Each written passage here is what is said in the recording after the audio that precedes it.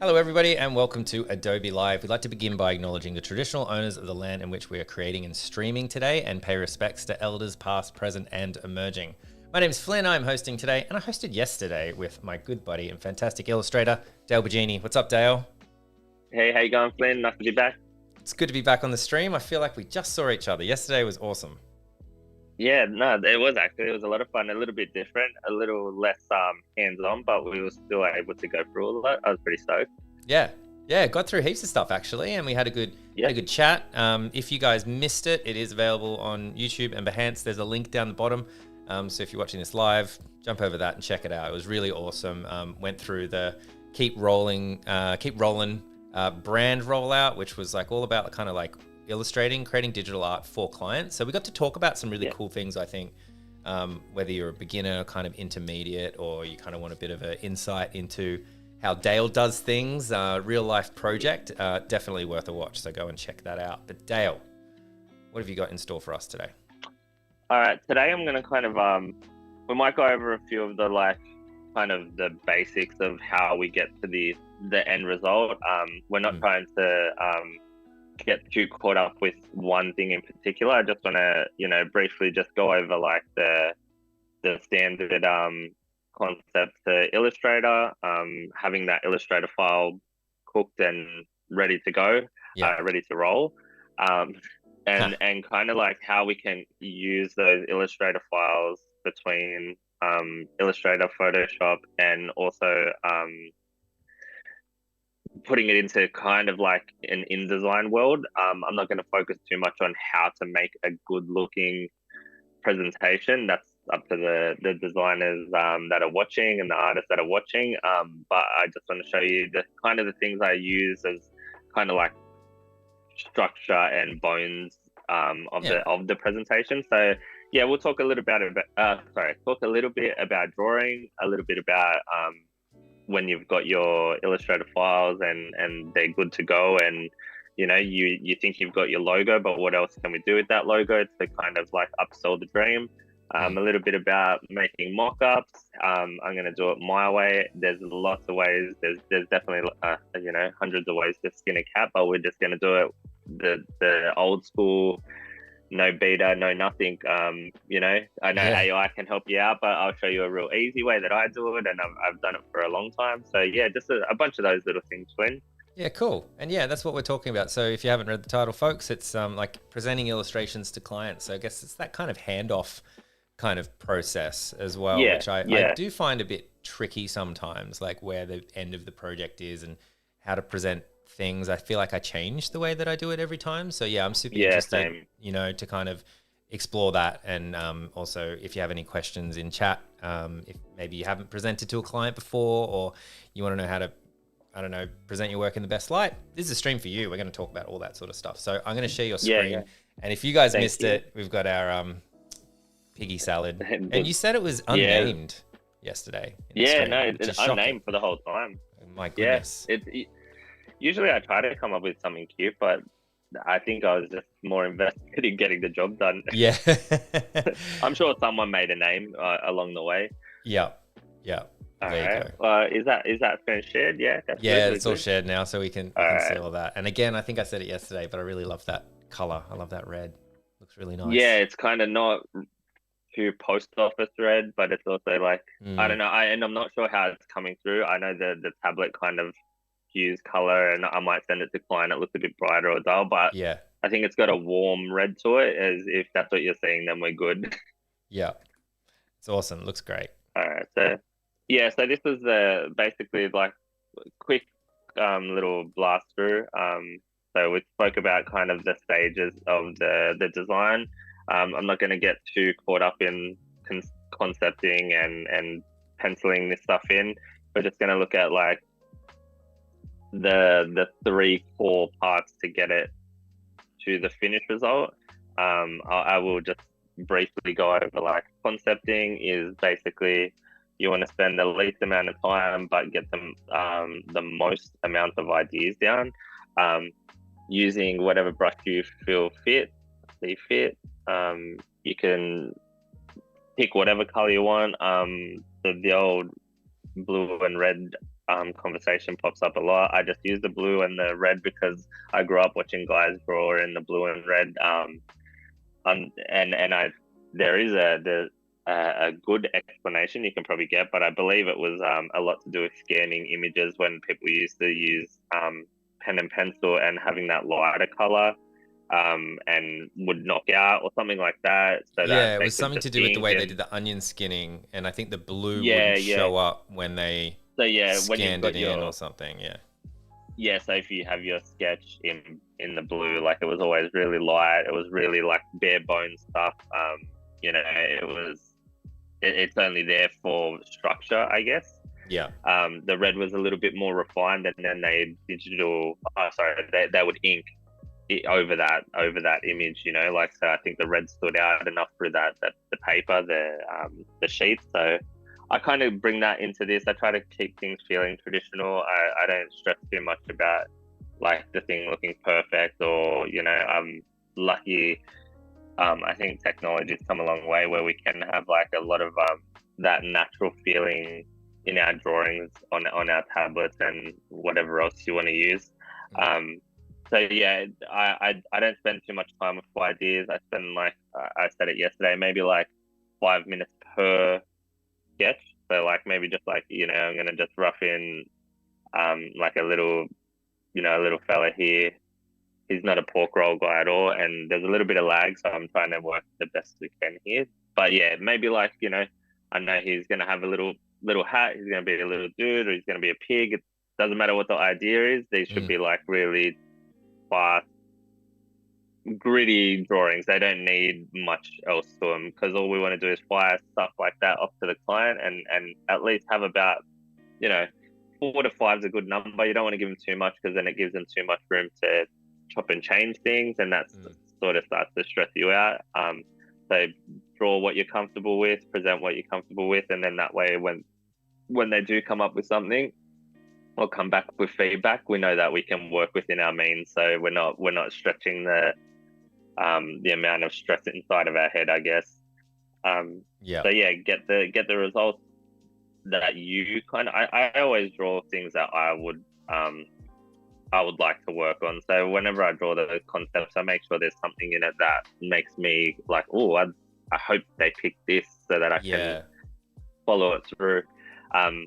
So yeah, once I've got my sketch, I'll just refine over the sketch. And that's again just using like any brush on that you feel fit. There's so many standard. You can even go and purchase brushes, but for the most part, a lot of what I do is just in the general brushes in Photoshop. Just creature of habit. You can't teach an old dog new tricks. I'm just, you know, I like what I like, and you can't tell me otherwise. With that said, I do have a bunch of brushes that I flip between, but for the most part, it's all done with the hard round pressure size. I've said it a million times, but it is one of the best brushes in my opinion. Using the tablet is perfect for me, so that I can get a mixture of weights in the lines without having to change brushes, which is my biggest advantage. It's also I think I like the fact that we can play with the smoothing of the brush, and we can get like we can work quicker with the smoothing down, like the lines show up really quick, or we can smooth it. We can get the smoothing up, and we can get like a little bit of a slower line, but it's a much, you know, it's a smoother line. Exactly what it's telling us. You know, it works perfect. And I don't know, Photoshop's really powerful, but I do like to flip between Photoshop and Illustrator. So we're going to talk about taking your refined art from. Sorry, I turned the smoothing too far up, and the lag's got me. Yeah. So we're gonna. Yeah, it doesn't help when you're already kind of a little bit like if the computer's being a bit sluggish. I've found that as well. Or if you're using not a very powerful device, I've done that as well. Where I've turned the smoothing up, and I'm careful. Like, can't do anything. It's super handy, but it definitely does slow down a lot. Like make sure your machine can handle it, and you're not working at a high DPI, and you should be good. But we're going to take this little our little pig guy here, and I'm just going to minimize my window here, and I'm just going to drag it straight into Illustrator. Like, you can have a new file ready, but I've got one back here that I'm already working on. Hopefully it's going to go in. So when it is a little bit laggy. Oh, there we go. Right. We'll take it slow. All right, so we're gonna use this. This is my little working board, but if you want to just open a new document, you can open a new document. I don't think we need to explain that too much, but create a new document. I'm just gonna create a new artboard on this sheet because we're gonna talk about all this stuff up here. And I'm gonna have my little guy. I just dragged him out of Photoshop. You can import it. You can open it as a PSD file if you want, but I just drag it. Like I said, I do things pretty raw. I don't overthink the process. I think, you know, you can have templates and set them up as templates, and it comes in at a certain opacity. All that stuff sounds real complex. And if I was watching the stream, I just want to know how to get my little pig from Photoshop to Illustrator and start working on it. This is the easiest way. Just drag and drop. You know, they work. Sometimes the most straightforward way is the best. I'm the most glamorous artist you'll ever meet. Everything I do is really rough, and I bet there's people out there that hate watching it, but that's all good. We can't keep everyone happy.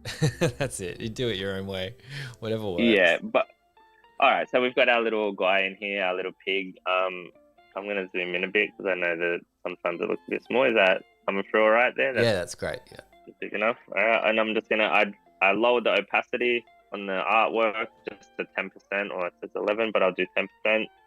I'll just lock it by doing Command 2 on the keyboard on a Mac, and that's my template as far as I'm concerned. Does that lock a layer or? Yeah, so it's just locked that image on the layer. Yeah, right. So that it doesn't lock the whole layer. Obviously, I probably should do this on a new board, but I've got 3 boards, but I'm just like, they're all on one layer at the moment, so the file sees it all as one. So if I create a new layer, I can lock all this stuff on the back by clicking the lock symbol, and that locks everything. But if I don't want to lock the whole layer and I just want to lock one particular thing, then you want to do Command 2. So Command 2 locks that one thing, and then Command Option 2 will unlock that thing.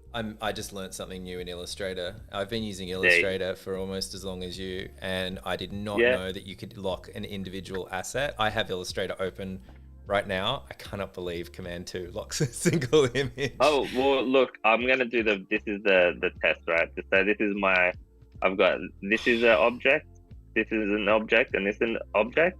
Yeah. Just say I only want these 2 locked. I can just go grab these 2, but this is still available to move, where these ones are locked. I can't touch these. So that's not locking the whole layer, it's only locking the object. And then, Command Option 2 will release those locked elements, and then you can go back and move those wherever you wish. So, oh my God. That's the end of the stream, ladies and gentlemen. All right. That's a Thank you. That's a new Thanks for turning up.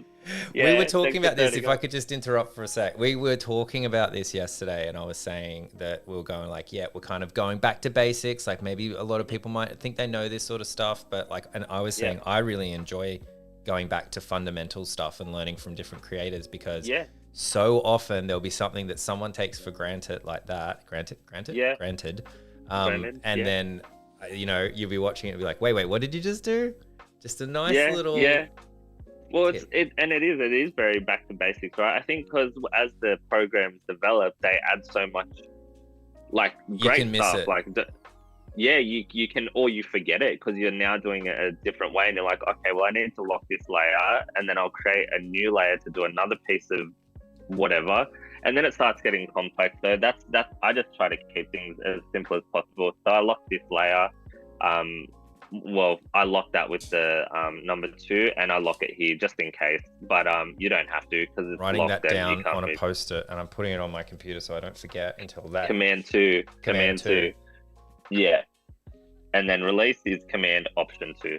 So take that one and use that how you will. Amazing. I've got a new layer created now, so now I can go in and work on this graphic, and I can use the pen tool, as we've discussed many times, but I'm just going to quickly go through. Do you get upset like me when you find out stuff like that? Like I feel really good about it, and at the same time, I'm kind of mad that you're like, so why? How did I miss this? How did I miss that? My wife found one. It was like on TikTok or something, and she found a cooking tip with butter, where she was like, "Oh, did you know that if you like run a knife under a hot tap before you spread butter on your bread, it'll basically be as if the butter's melted because it heats it as you pick it up, and then you spread it over the bread." And I was like, "There's no way that works." And it works. And I was like, I'm mad about this. I'm so furious. I've ruined so much like Vegemite on toast. Let me tell you, I had this this moment where I haven't been on Instagram much lately, but I know that I used to go on and I used to think this same thing. And then one of these artists posted up a thing and he said, I've learned more in like the last 5 months off these kids on Instagram and TikTok than I did like in my 10-year, 15-year career as an artist and going to college. Like these kids and these things that you see and you're just like, what have I been doing? I've been wasting my time. Like it's taken me forever to do this stuff. Yeah, it's crazy. What is it? I was today years old when I found out. Yeah, totally. Yeah, that's me every day finding something new. So, well, there you go. Command 2, that's your new one for the day. That's amazing. Amazing. All right, so just going back to this is this part has just been drawn in with a pencil. No, nothing fancy. The pencil is great because I can go in and get that line weight just by playing with the stroke. If I want to get some round, I want to remove all the sharp edges, I can just hit round join and round cap. So that would just make that completely round. You probably didn't see it happen, but it did. So I'll do it again. So without the round cap and the round join, all the edges end at a point here. Yeah. And sometimes the point doesn't go the right way, so it can be a little bit distracting. Like some of these work well, but I have a tendency to just switch it straight to joins, round join and round cap, and it just rounds it off, and it makes it easier for like, I guess, then offsetting that direction with the pencil and stuff like that. Of course, you can go in, and if it's not lining up properly, but remember you're only using that sketch as a guide. I think at this point, this is where you can start finessing and putting lines where there isn't lines and things like that. Pencil, great for that exact thing. Getting the line weight enlarged and you know, smaller or bigger. It's so easy. Just click up and down, or you can type in a precise point if that's what you desire. I would usually do the whole background in this kind of format where it is pencil and it's editable, and I can grab these anchor points and kind of shimmy things and get it straight. That's very much, I guess, basic Illustrator knowledge and skill set. Like mastering or working on the pencil is really good to have.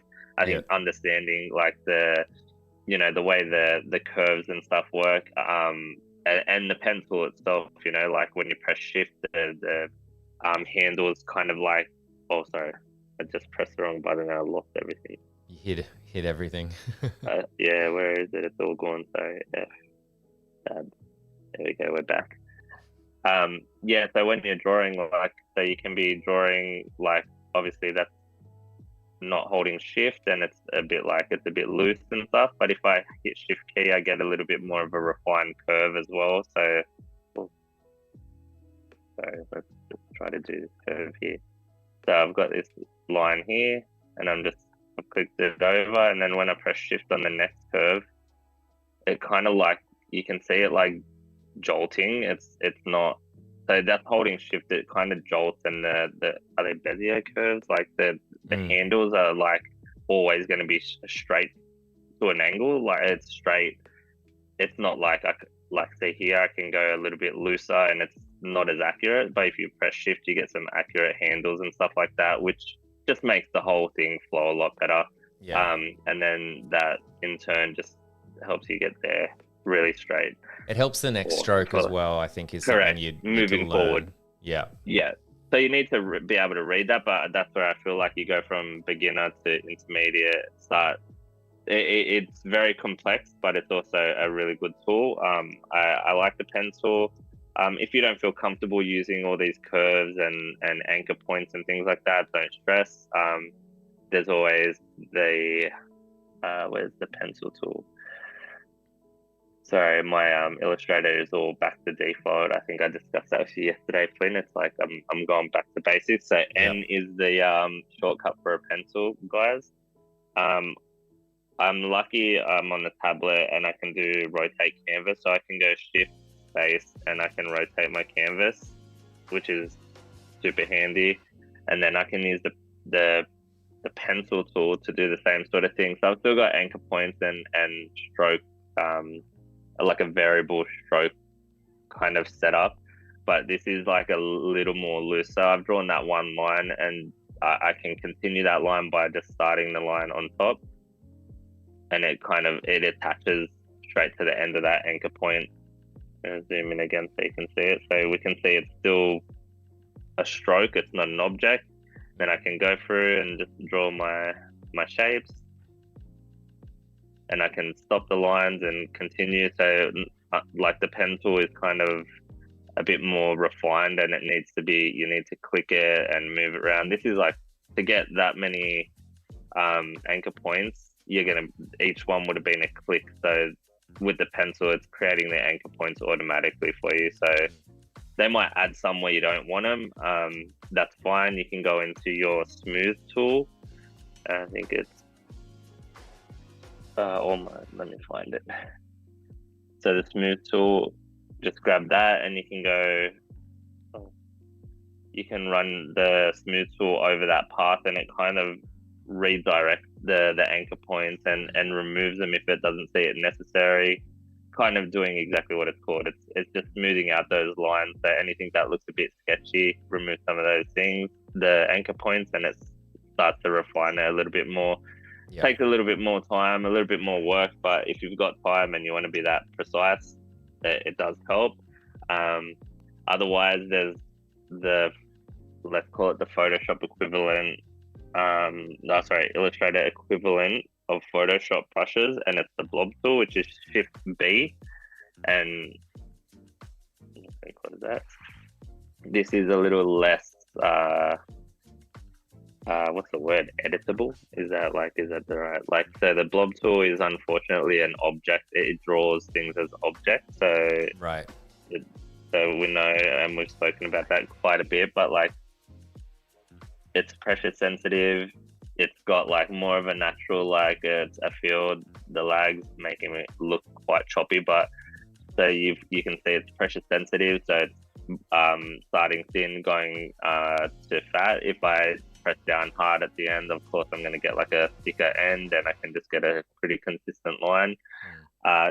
It is an object, so that I can't make any thicker, I can't make it any narrower. I can by adding a stroke to it, but then you're kind of complicating that object, and it's becoming a whole mess. It's going to be complicated because you're going to have strokes on either side. Maybe you only want the outside to get bigger.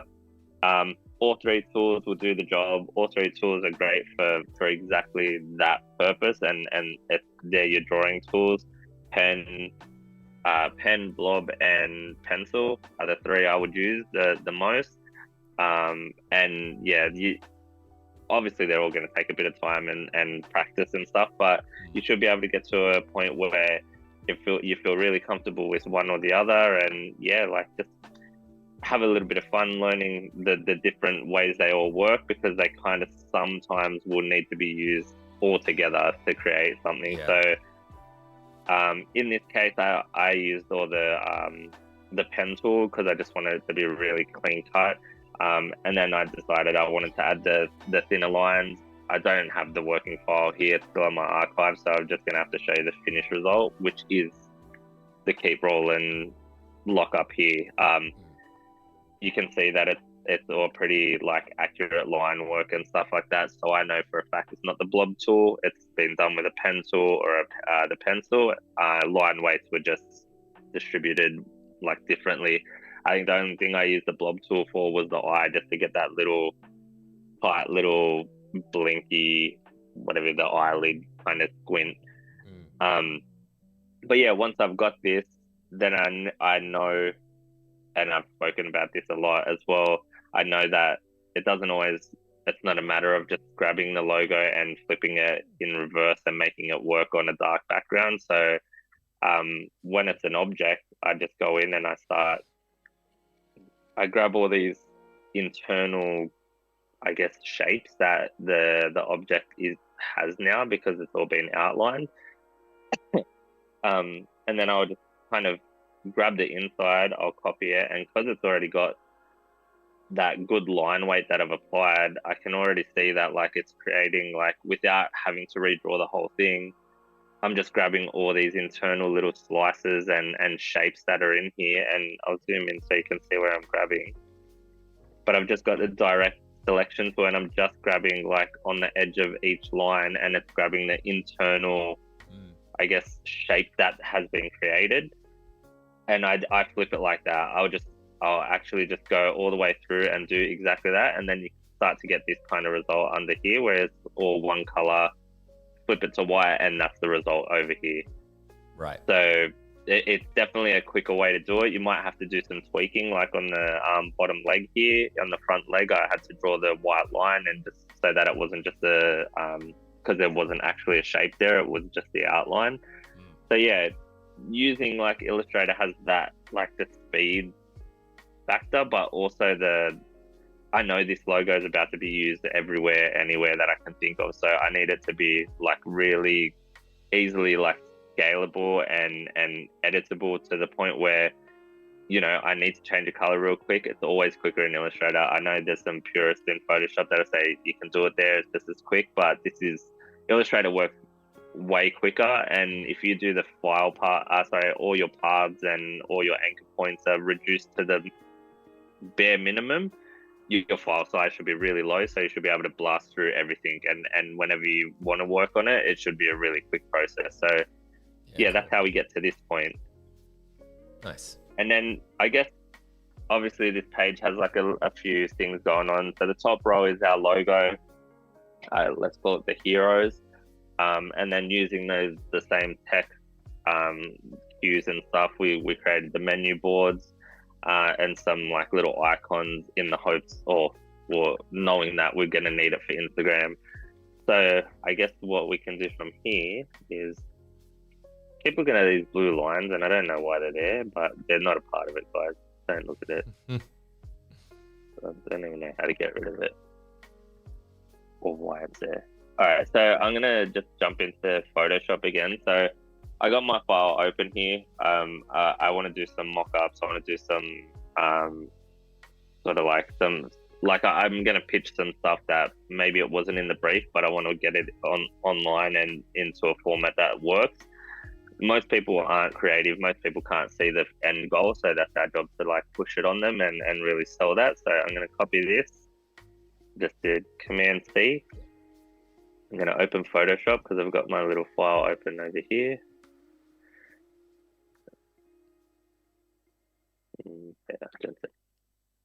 Alright, so this is our Photoshop file here. So I've got a couple of t-shirts here.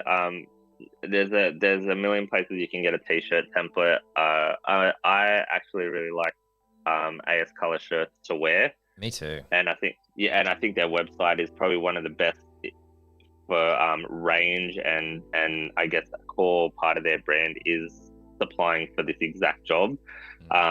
So I would just go get some shirt colors, and I won't bore you with going on the site and grabbing them and stuff like that, but I would just go on, get some shirt colors, get some things that you might think you want to make into some products, and then start mocking them up. There's places that offer mock-ups already that are pretty much like Photoshop mock-ups, but where's the fun in that? we can have a go.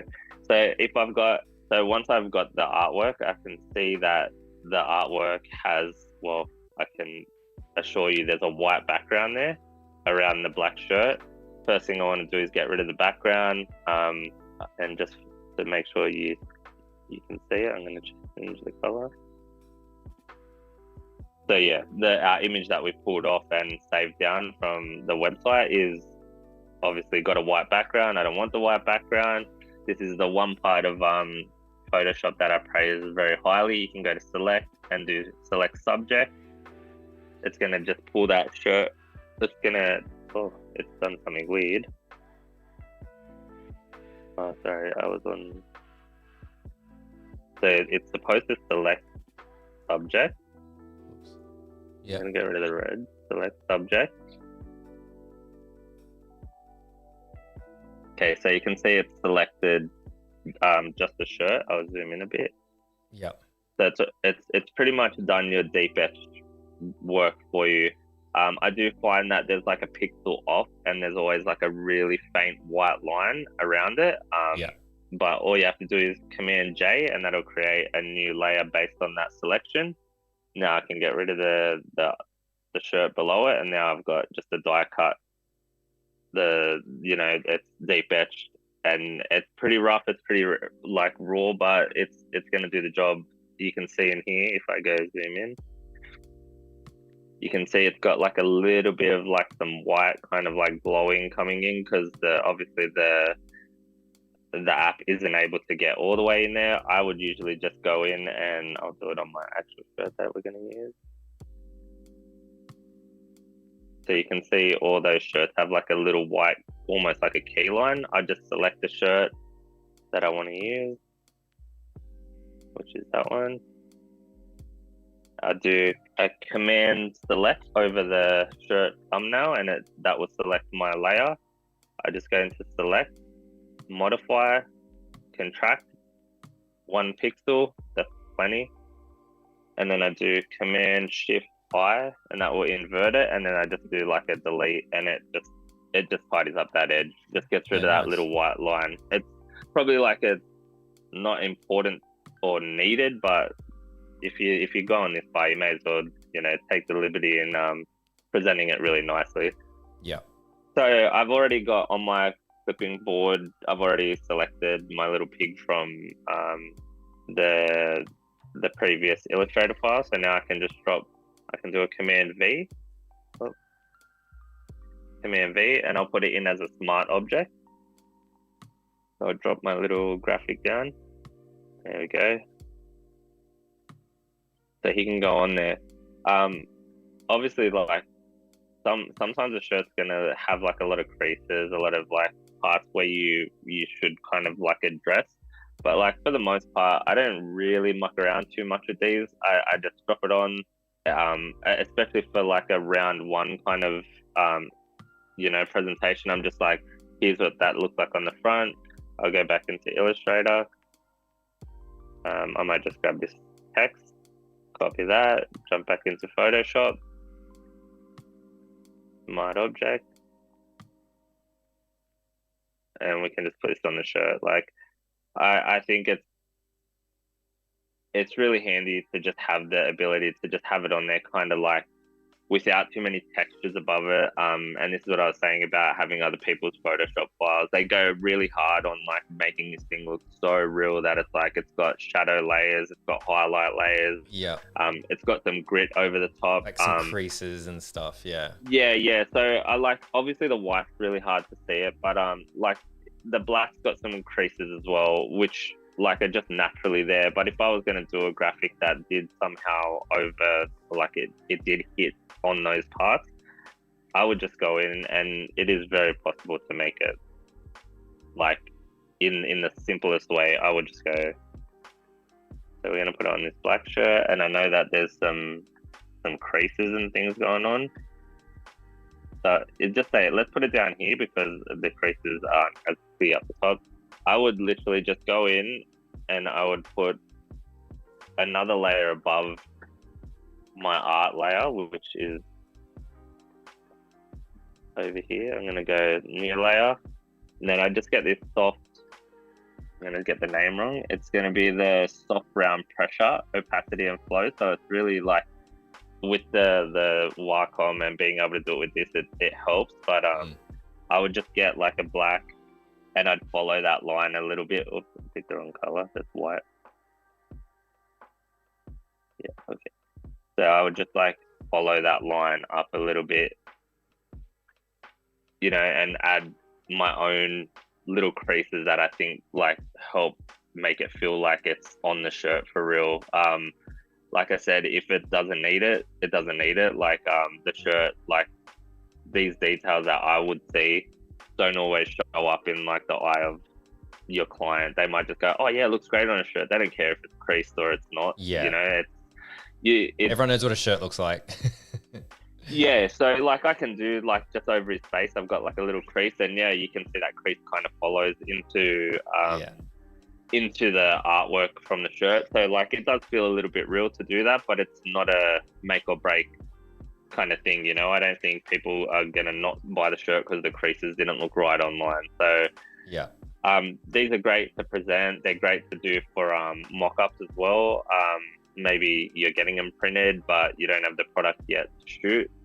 Doing stuff like this is great, not only in the presentation sense, but to put online as your like web store image. Nothing wrong with how they look. I think they look great. I think like it's a quick and effective way to make this stuff. So I think play around with like the different shapes. Like if there's hoodies, if there's hats, have a little play with the warp tool and things like that. Get a little bit like tweak the shapes and stuff. The warp tool is great because, well, not the warp tool, the warp selection. So if I go in here and I do believe it needs to be not a smart object. So maybe I'd copy your layer and then I'd rasterize it. Do a Command T and you come up with these options. You got free transform, scale, rotate, skew, distort, perspective, warp. If the shirt is really sketchy, you can go in and, you know, play with this warp tool and get it to feel like it's following the shape.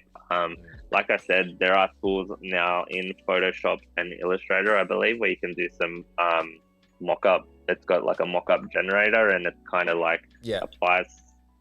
I don't know, maybe you can explain it better, Slim, but it basically reads the image of the shirt and the image of your art and, you know, parallels it in the same universe, and then it can kind of, you just move it and it moves with perspective and stuff like that. That's right? Like, I think it's really useful for, like, for example, if you went, actually your example that you showed yesterday, like if you had the storefront of the actual store and you went and took a photo of it beforehand, or you get the client to send you a photo, then it's quite useful in that sense because you could do a mock-up on their actual storefront instead of having to draw it out.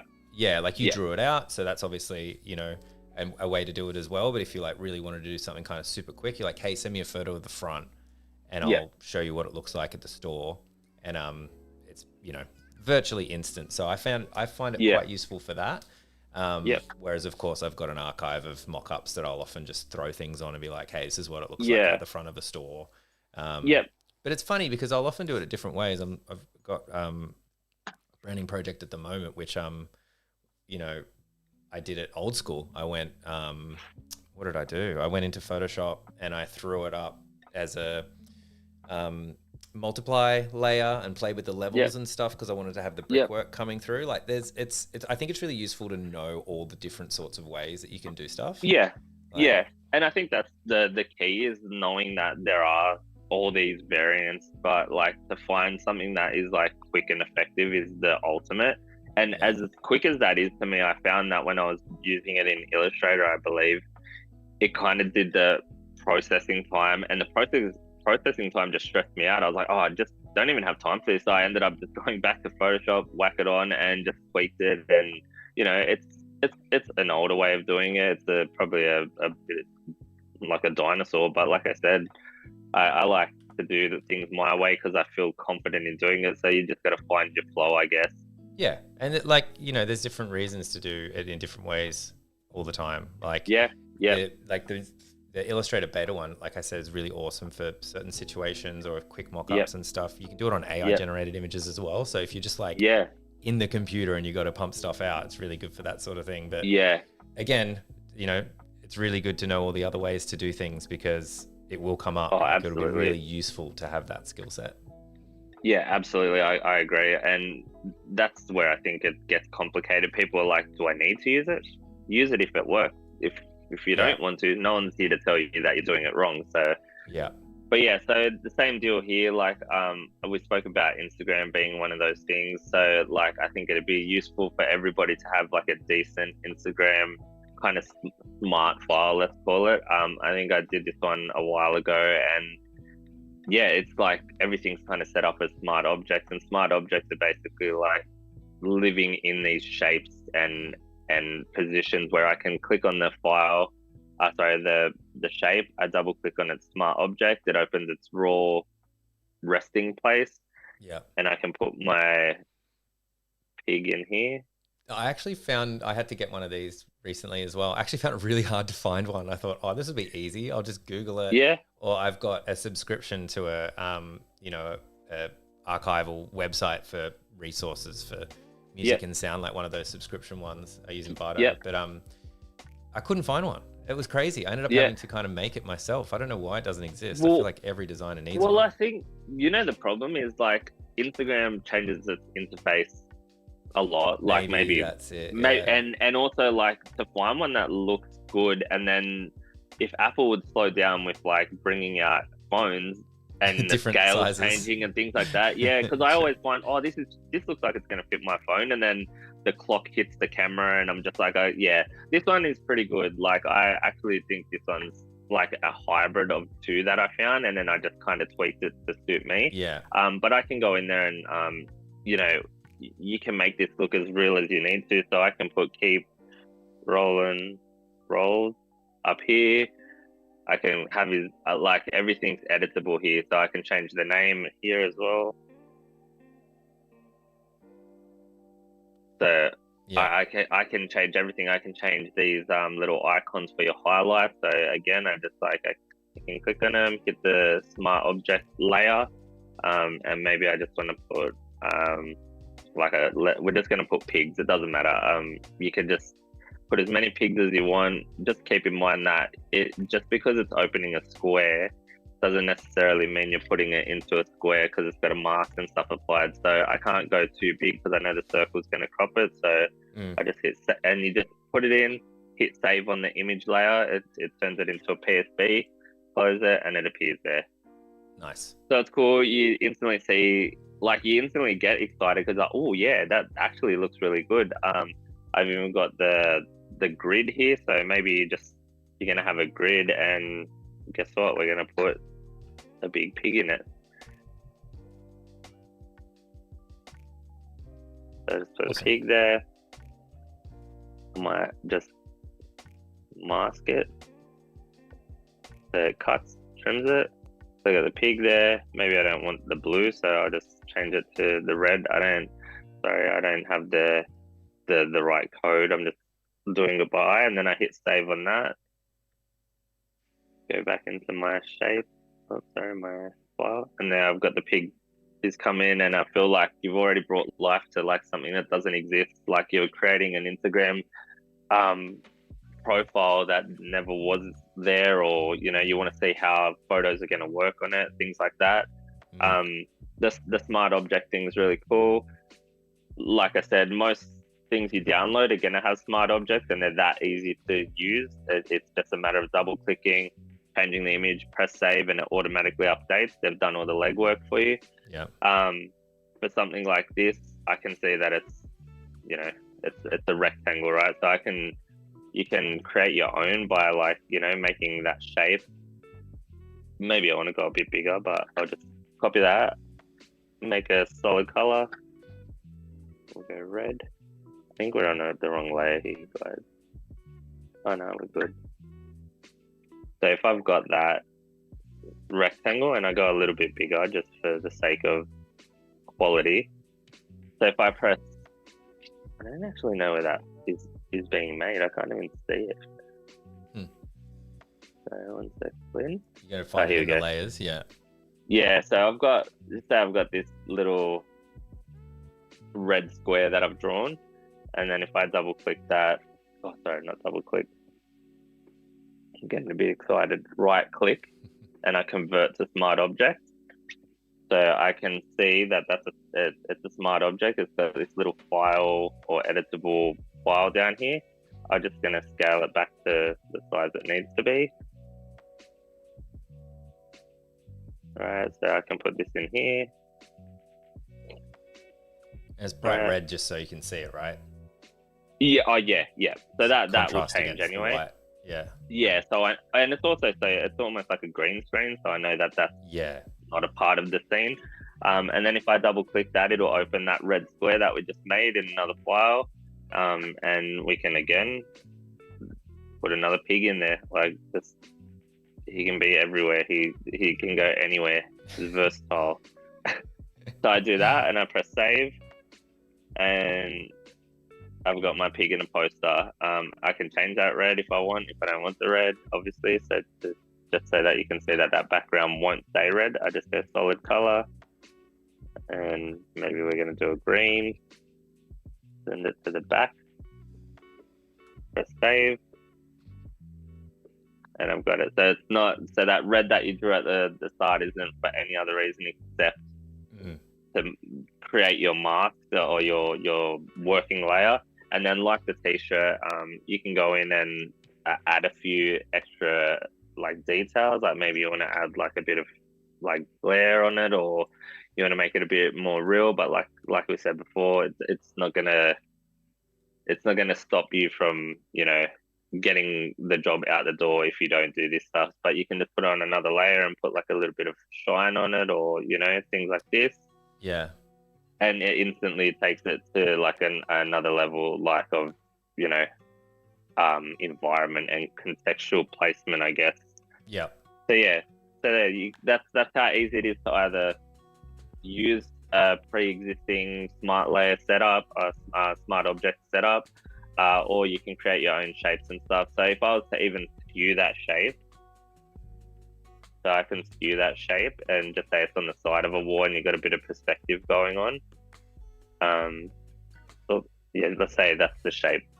So, but when I make that, so if that was on a graphic that was actually sat on the wall like that, if I double click this, I'm only editing a straight on image, and it's gonna just apply that to that smart object, and the smart object is gonna do the you know, the changes, the angle changes and stuff. So I just go in and do anything to it.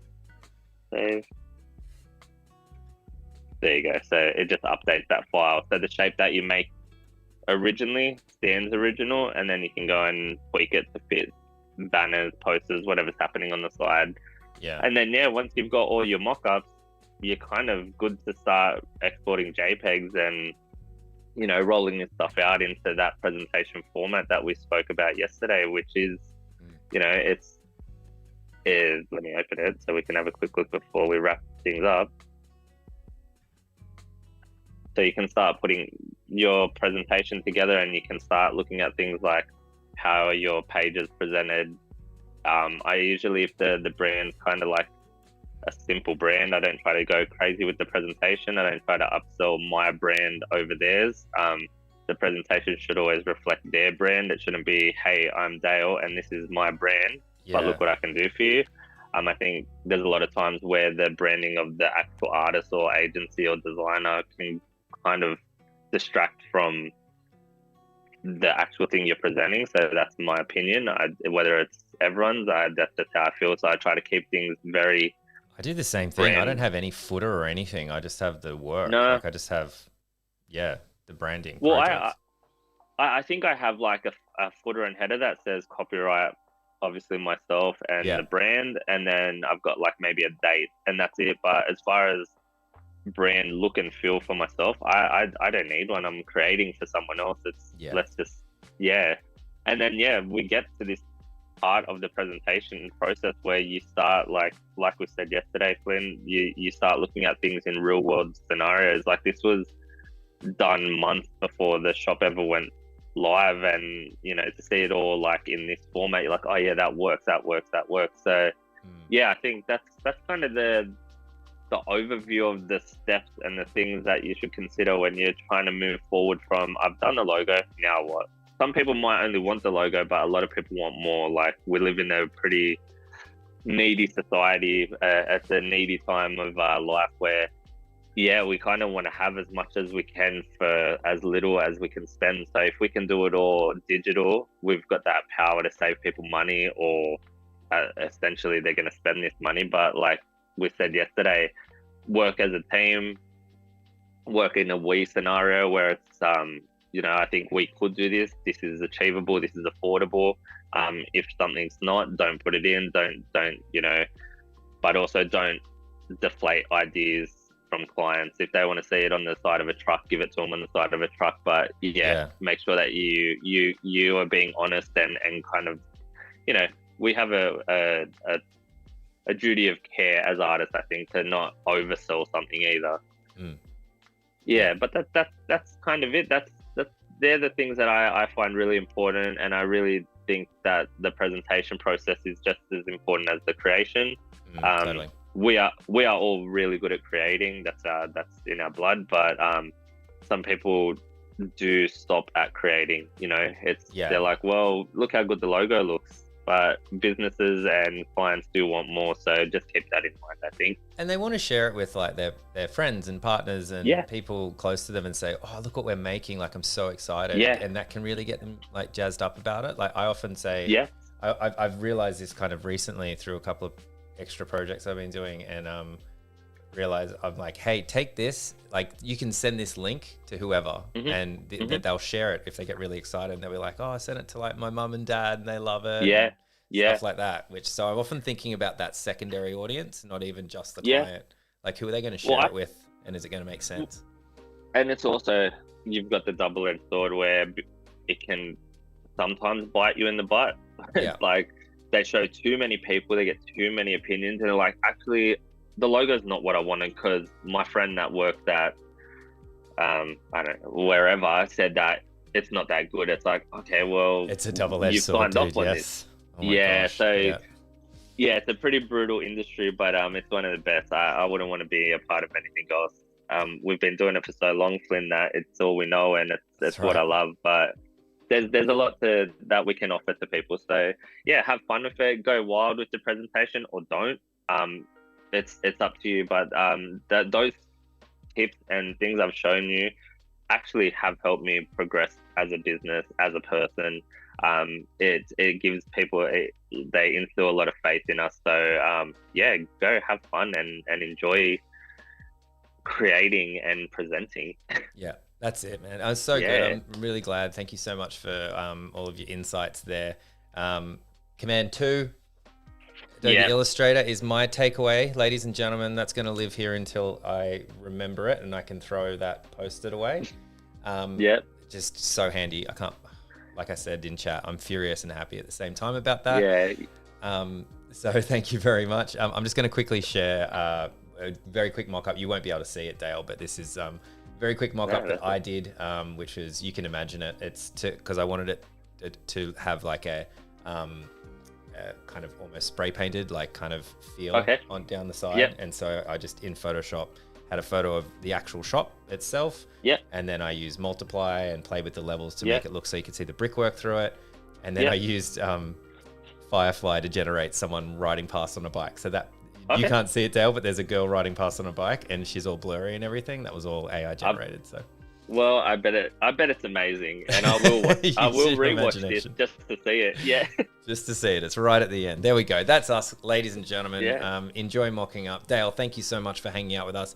Where can people find you? Website, Instagram? Where's the best spot these days? My handle still lives there. Art by Dale still present. But I also am updating my website, so maybe stay on Instagram for a bit and I'll post up when the website's redone. But Behance obviously has a portfolio. Dale Bigeni, no tricks. That's it. That's it, straight up. Go check it out.